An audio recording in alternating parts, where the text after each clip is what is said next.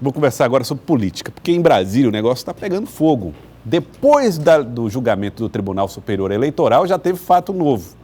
O presidente da República, Michel Temer, está sendo acusado de utilizar a ABIN, uma agência de investigação, de inteligência do governo nacional, para monitorar um ministro do Supremo. E, claro, os deputados e senadores reagiram, já estão até constituindo uma comissão parlamentar de inquérito, uma comissão mista para tratar desse assunto. Estou recebendo aqui a senadora Regina Souza. Senadora, seja bem-vinda aqui ao nosso Jornal do Piauí mais uma vez. Muita gente imaginava o seguinte: passado o julgamento do TSE, fim da crise, governo que segue. Não tem sido assim. Tem fatos novos surgindo a todo instante. E como é que está esse movimento parlamentar para investigar esse episódio, senadora? Olha, essa confusão vem de antes, né? Então, o julgamento provou aquilo que a gente dizia, né? Porque a justiça está julgando conforme o réu e não conforme o crime. Porque se fosse a Dilma tivesse no mandato, o resultado teria sido outro. Sim. Não estou entrando no mérito, até porque quem acusou também praticou os mesmos crimes que ele acusa, teria que ter provado, mas o fato é que o ministro Gilmar Mendes acabou de confirmar o que ele é realmente, um ministro partidário, né? Tem lado muito claro. Então, isso a população percebeu e achavam que com isso resolveria a situação. Não resolve, porque o presidente da República e seus ministros, a maior parte deles, todos acusados na Lava Jato. E ainda tem essa história de ABIN. Eu acredito que pode ser verdade, porque antes dos movimentos sociais, a ABIN também estava investigando quem eram os servidores públicos que participavam do movimento. Agora, senadora, deixa eu só fazer uma questão. Pedir a condenação de Temer não significa concordar que Dilma cometeu um crime também? Não estamos pedindo a condenação dele, apenas a gente está comentando o desfecho. Se houve crime eleitoral, tinha que valer, porque a gente está questionando exatamente porque os próprios ministros disseram que houve. Então tinha que valer para um e para outro. Então, o que a gente está dizendo é, se ela estivesse no mandato, eles teriam cassado o mandato. A senhora acredita que eles teriam então, cassado? Quer dizer que o objetivo maior era tirar Dilma e botar um grupo que interessa a alguns lá no Supremo, então, do TSE. Então, é isso que a gente está questionando. A justiça julgando conforme o réu. A justiça tem que julgar conforme o crime. Então, é preciso que essa coisa fique muito clara. A CPI, não sei se a gente vai conseguir tê-la, mas pelo menos ela vai movimentar, ela vai alertar para algumas coisas. Não pode o governo usar o instrumento para vingança, né? Porque ele sente que o Fachin vai denunciá-lo. Em algum momento o Janot denuncia e o Fachin vai confirmar a denúncia. O ministro Luiz Edson Fachin foi aquele que homologou a delação da JBS, que é claríssima, que ele não tem como negar. Então, quando a gente esperava que ele fosse afastado, era mais também por isso, porque ele não reúne condições de continuar governando esse país. Esse país está desmoralizado lá fora, o mundo inteiro está rindo do Brasil. Porque como é que tem um presidente que comprovadamente praticou crime e, na oportunidade que tem de afastá-lo, não afasta? Então, quer dizer, vai prorrogar uma agonia, porque vai ter outro processo e ele vai continuar sendo julgado e ele poderá ser afastado. Então, esse país não tem tranquilidade, nem política, nem econômica. Senadora, depois do impeachment da presidente Dilma Rousseff, o Brasil assistiu coisas que jamais imaginei, eu, pelo menos, nunca tinha imaginado ver, por exemplo, um ministro do Supremo tentando fazer uma intervenção no Senado, tentando retirar o presidente do Senado, depois uma denúncia de que um presidente da República... Primeiro, a gravação de um presidente da República, também não imaginava, um presidente tentando gravar um ministro. O que é que está acontecendo com a República, na sua opinião, senadora? É que os poderes deixaram de ser autônomos entre si e estão interligados demais. Então, é interferência demais de um poder sobre o outro. Então, tem um conchavo, praticamente um conchavo. Você vê um ministro Gilmar Mendes, inclusive já teve vários pedidos de impedimento dele lá no Senado, e a presidência do Senado arquivava sem nem levar para o plenário. Então, agora está compreendido, né? Ele é flagrado telefonando para um senador pedindo para votar numa determinada questão. Isso nunca se imaginava que pudesse acontecer na República, quer dizer, um ministro do Supremo interferindo no poder legislativo. Então, quer dizer, agora todo mundo escandalizado porque grava um presidente, mas ninguém se escandalizou quando gravaram a Dilma. Então, quer dizer, é um judiciário muito parcial, a maior parte dele muito parcial, e isso é ruim para a sociedade, né?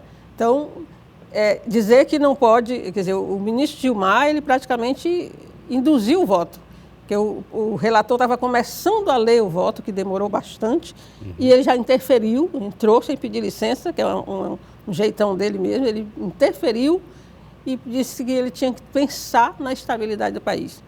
Quando cassou Dilma, ninguém pensava na estabilidade desse país. Que história é essa? Cometeu o crime, Dilma não cometeu, até hoje ninguém provou o crime da Dilma, e foi afastada do seu mandato. E um que cometeu, que está todo enrolado, que tem um ministério todo enrolado, fica essa operação salvação. Porque tem uma operação salvação Temer em curso. Isso é terrível. Como é que a senhora vê, por exemplo, essa ideia de que o Partido dos Trabalhadores foi o partido que profissionalizou esses esquemas de financiamentos de campanha, inclusive comprovados não só através do próprio processo do Tribunal Superior Eleitoral, que tinha na chapa Dilma Temer um objeto, né, que acabou absolvida a chapa Dilma Temer, mas as provas posteriores ao que foi investigado da Odebrecht mostravam esse tipo de envolvimento. A senhora acha que existe um preconceito hoje com o Partido dos Trabalhadores quando se fala disso? Com certeza, porque a questão Caixa 2 é desde que existe eleição no Brasil. Isso muita gente tem dito, inclusive as testemunhas, só que não estão levadas em conta, não vem ao caso. Né? Mas as testemunhas fazem questão de dizer que não é de agora. Mas a senhora admite que o Partido dos Trabalhadores também cometeu esse tipo de coisa? Claro que cometeu erros agora, generalizou para o PT como um todo, criminalizando um partido como um todo. Mas o problema é o sistema político eleitoral desse país, que precisa mudar, senão vai continuar tendo, porque alguém acha que em 2016 não teve Caixa 2 nas campanhas? Porque o sistema eleitoral, político eleitoral desse país está errado e precisa mudar. Agora, não vai mudar com aquele Congresso que está lá.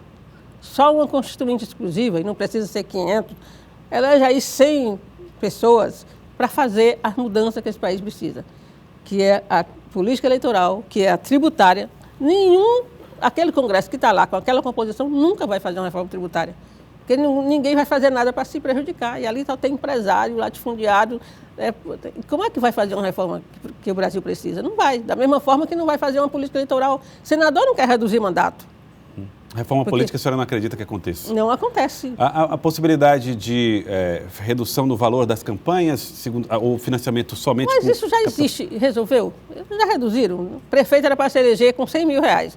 Teve algum prefeito eleito com 100 mil reais? Não teve. Ele pode até ter declarado 80, mas teve por fora que ele não declarou.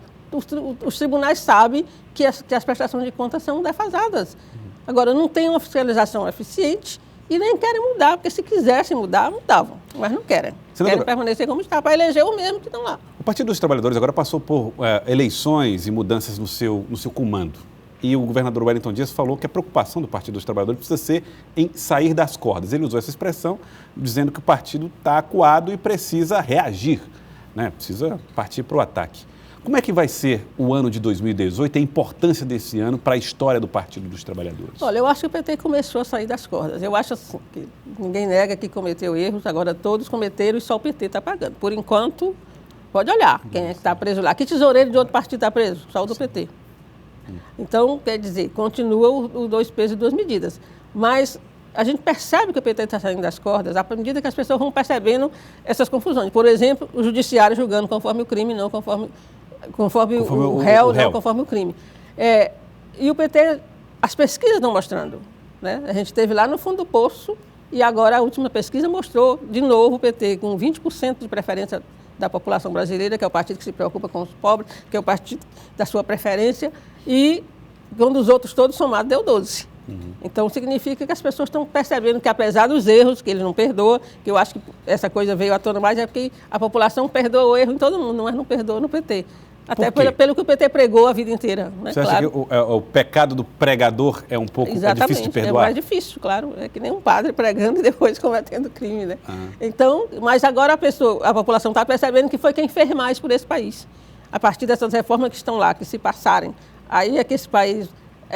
a população pobre vai sofrer, então as pessoas estão percebendo e estão dando de novo um voto de confiança no PT. Então esse ano é preparatório, nós elegemos uma presidenta mulher, foi um congresso super diferente de todos que a gente já viu, todo mundo estava lá, a imprensa do mundo inteiro estava lá e do Brasil esperando cadeirada, e foi um congresso muito unido, muito unitário, de muita união. Teve disputa, mas uma disputa de alto nível, um debate de alto nível, porque o PT, esse ano, se prepara para disputar 2018. Com quem, senadora? Não se sabe ainda, porque está tão difícil saber quem é candidato, né? O que alguns estavam preparando aí, inclusive algumas mídias, alguns meios de comunicação, caiu em desgraça, né? Ele que denunciou o abuso de poder econômico na eleição, ele também abusou, né? E continuava abusando, pior, senador Aécio Neves continuava praticando crime, agora, em 2017, praticando crime, quer dizer, era tamanha a confiança na impunidade que ele se dava ao luxo de continuar praticando crime. Então, esse não é mais, não acredito que tenha condições de ser candidato. E a gente não vê ainda do outro lado quem é que vai ser candidato. Mas, do lado do Partido dos Trabalhadores? Do lado do Partido Trabalhador, nós temos o Lula, claro.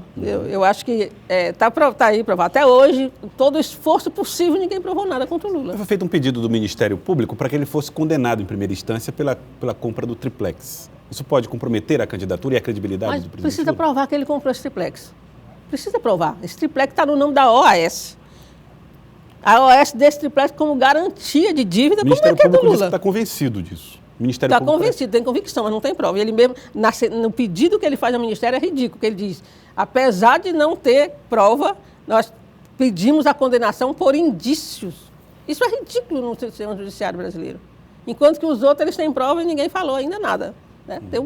Tem prova contra a S, tem prova contra a Temer e ninguém diz nada. Até hoje não provaram nada contra Lula. Ele não pode ser condenado sem prova. O argumento é o seguinte, olha, a Lava Jato não é uma operação contra partidos, tanto que a irmã de Aécio Neves foi presa, tanto que o deputado que era da confiança de Michel Temer está preso e outros nomes também. A senhora acredita que a Lava Jato realmente é sem partido? Não, acho que ela atirou no que viu e acertou no que não viu. Então, aquela investigação, que era o que tinha que ser feito em todos os casos. Primeiro, investigar, para depois prender. Ela está presa porque teve a investigação do irmão e comprovou o crime. Assim como teve também do assessor do Temer, está comprovado. Não tem como negar aquilo ali. Mas a senhora não acha que existe também uma disposição do Partido dos Trabalhadores em criticar a Lava Jato, que prendeu opositores declarados de Dilma, como Eduardo Cunha, o irmão de Aécio Neves? O Aécio Neves não chegou a ser preso porque era senador e foi respeitado o mandato. Agora, eu estou dizendo isso, aquilo que você tem prova. Agora, quem é o tesoureiro do outro partido que está preso? Nenhum. E esses partidos todos receberam, está provado, inclusive que receberam Caixa 2, né? Receberam legalmente, como o PT recebeu legalmente. Agora, apareceu depois os testemunhos dizendo que foi propina. Então, se foi propina para o PT, tem que ser sido propina para todos. É isso que a gente diz. Tá certo. Senadora, muito obrigado pela participação aqui no Jornal do Piauí mais uma vez. A senhora é sempre muito bem-vinda. Senadora Regina Souza.